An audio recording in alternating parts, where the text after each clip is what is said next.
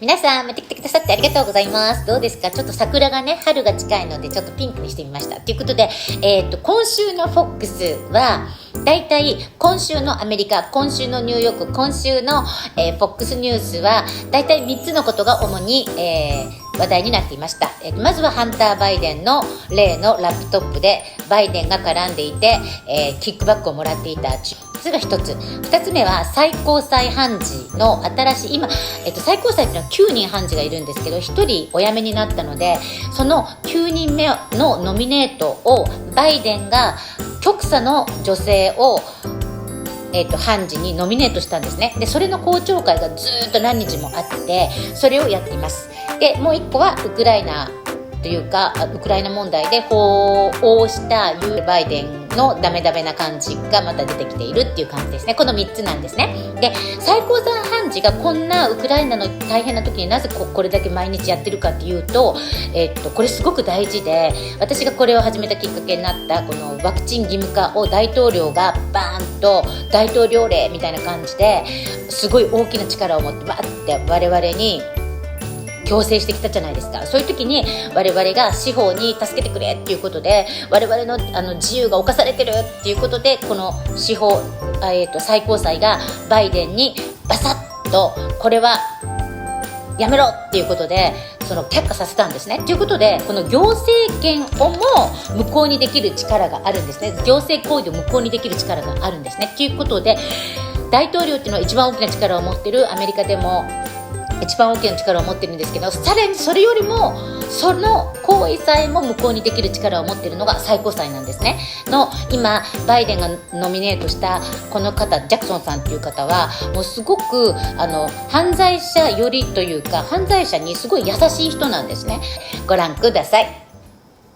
Laptop. Over the years, the Bidens have reportedly been getting paid up to $50,000 per month to serve on a Ukrainian gas company's board, received $3.5 million from the mayor of Moscow's wife, and have gone on a $100,000 spending spree courtesy of a Chinese-linked credit card. So I want to know, where's all this money going? New York Post columnist, Fox News contributor, and author of Laptop from Hell. All right, Miranda, part of this was a Chinese investment fund linked to the China bank. Is he out of that, Miranda, or not? Or is he still getting paid? The last time I looked, which was just on the weekend, he still his firm, Skenatalys, is still listed on the Chinese websites as being a 10% owner of BHR, which, as you say, is owned by the China Bank of China. And that BHR in 2019 had $2.5 billion worth of funds under management. And we also know that in discussions with his business partners, that was on his abandoned laptop, they discussed, one part of that being worth $100 million that they would share, their share. So I don't know what it's worth. It's been estimated that it could be, worth $30 million. So let me ask a couple questions. I mean, Hunter Biden is interesting to me, but Joe Biden is more interesting to me for obvious reasons. Now, he was vice president, let's get to lay this out, 2009 to January 2017.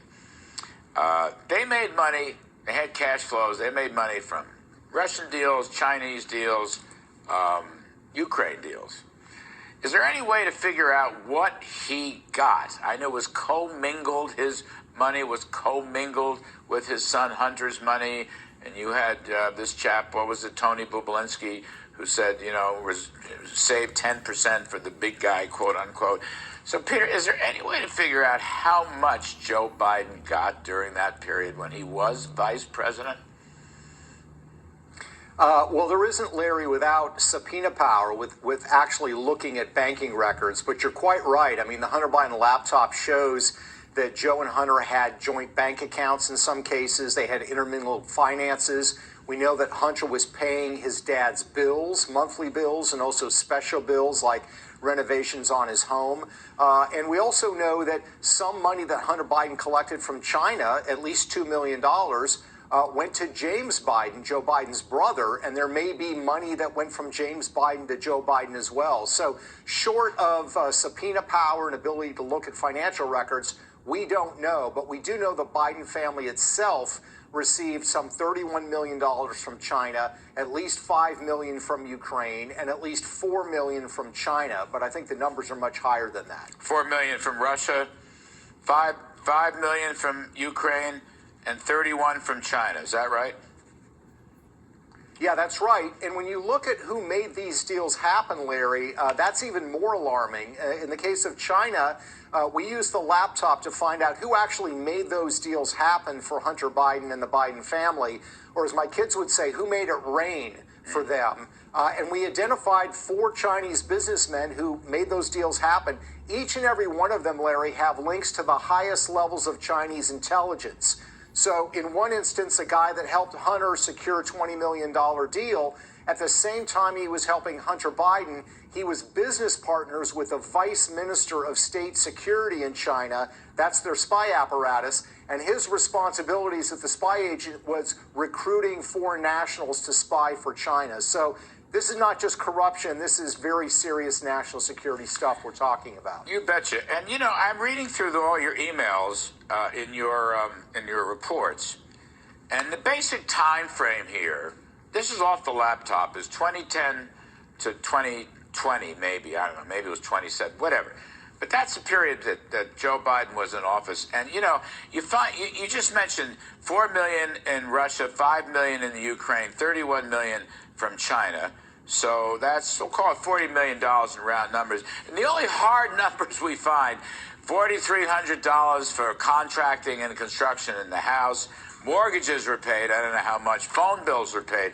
So it's like, what happened to the other $39.9 million? And I can't help but think of Bobulinski, that the big guy had to get 10%. I mean, Pierre, something, show me the money. I know it has to be subpoenaed. Maybe we're going to need a special counsel for that when the Republicans win Congress. But there's something very suspicious and phony about this. And I'm even asking, I'll ask you, but I know it's impossible, I think, is Biden Jr. completely divested of that China investment fund? And is Biden Sr. completely divested? Or is he still receiving money, still receiving dividends, royalties, Lord knows what?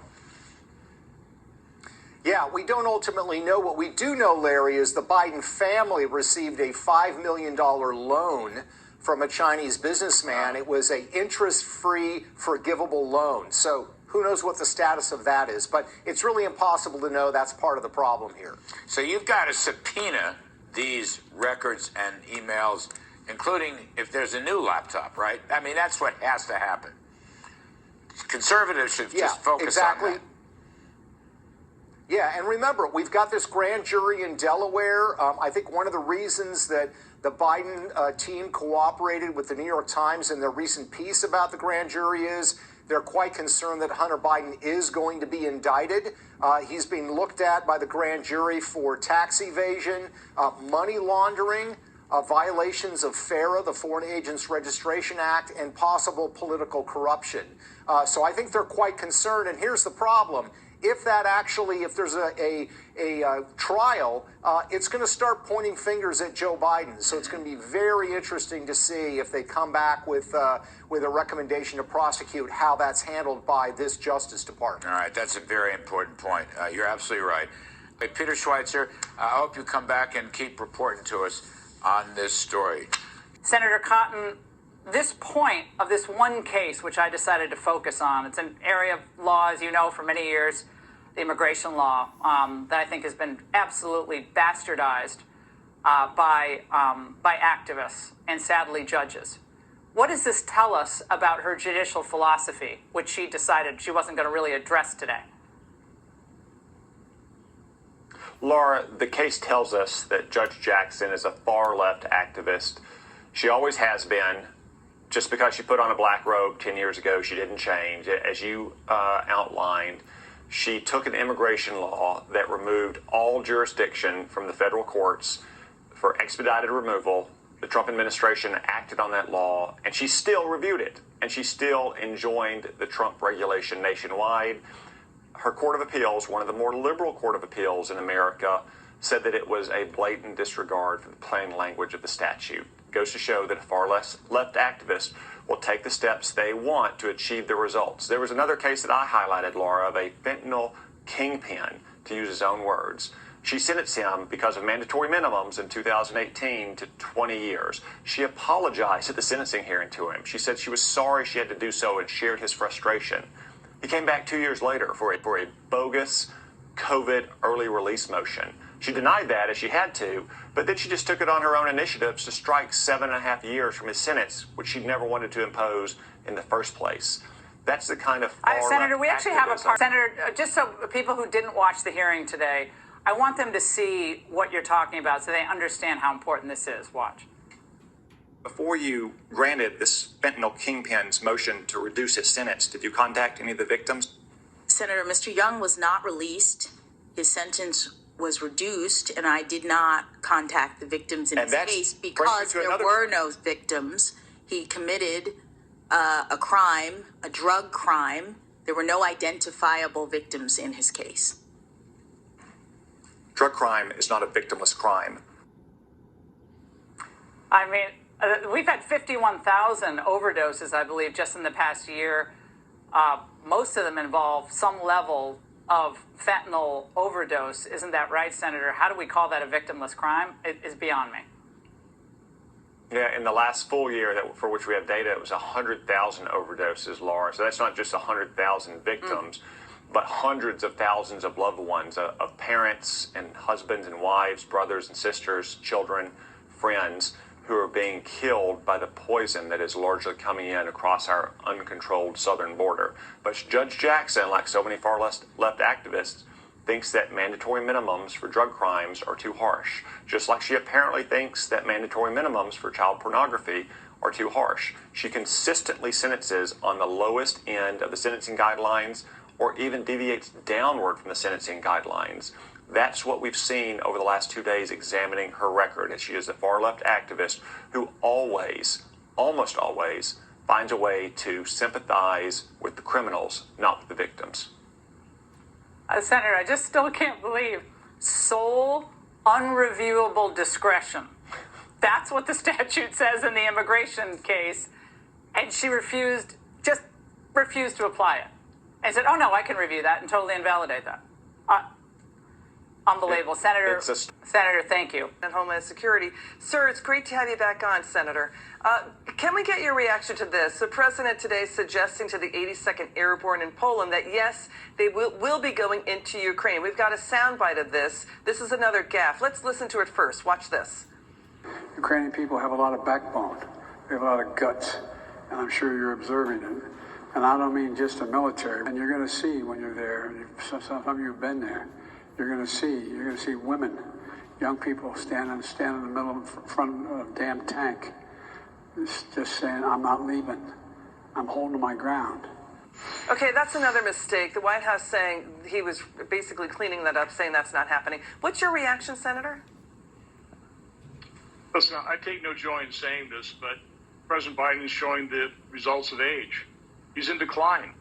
I said before the election that he was unfit for office based on his showing of age, but also based on the vast web of financial entanglements he and his son had throughout the world that compromised him, as Tony Bobulinski said. So again, we're in a world of hurt here. We have a president of the United States that his policies have weakened America. He's not in a position himself, physically or mentally, to lead this nation during such a crisis.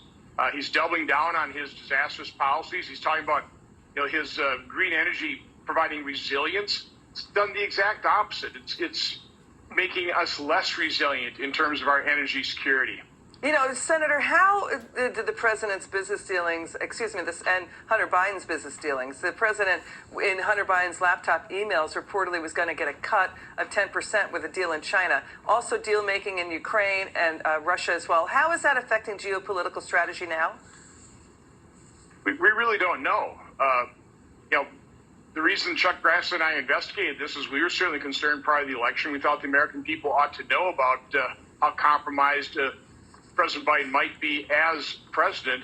I don't know all the details of his vast web of financial entanglements, but I'll tell you who does know: Russian intelligence, Chinese intelligence, probably Iranian and North Korean intelligence.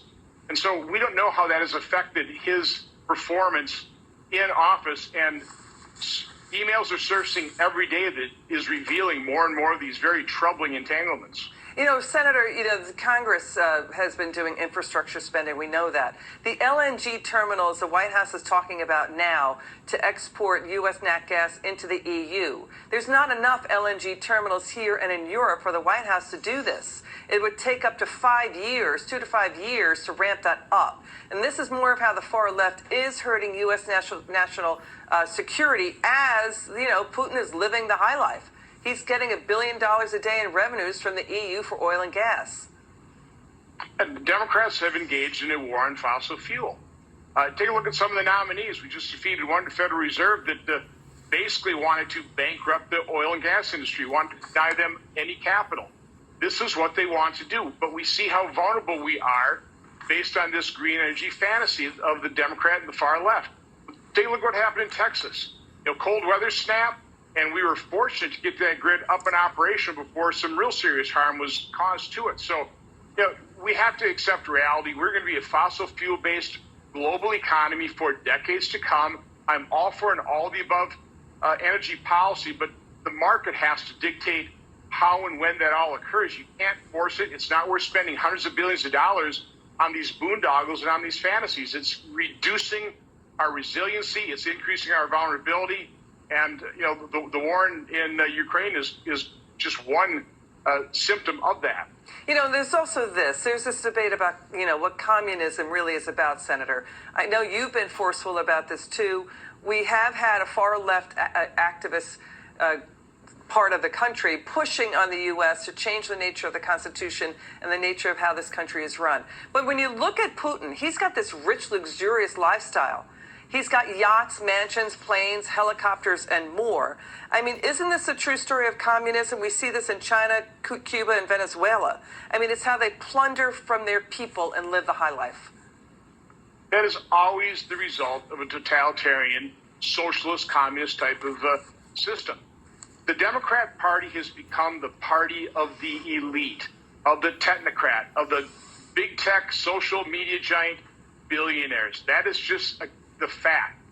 We are seeing a remaking of American politics from my standpoint. The Republican Party, the Conservative Party, we are the ones that really represent the middle class, the working men and women of America that make this country great. It's the Democrats that represent the elite, them and their complicit allies in the media. There's two. Getting back to Hunter Biden, there's this poll from the Trafalgar Group says most Americans believe that the president does have a conflict of interest in Ukraine due to his family's business dealings there. Majority, 56%, said there is a conflict of interest in what's going on with this war, but it's hard to figure out and disentangle what those conflicts are and how it's affecting policy there. I would direct your readers to an excellent article written by John Solomon and his journalistic partner, where they just lay out the entanglements of the Clintons, the Obamas, and of the Bidens, how they've done deals with Russia and Russian oligarchs, putting billions of dollars worth of value in Russia's pocket for millions of dollars into their foundations. It's a very interesting piece. It starts laying this out in pretty stark detail. But again, it's very difficult to disentangle all these entanglements. Senator Ron Johnson, thank you so much. Have a good weekend. It's good to see you, sir. Come back soon.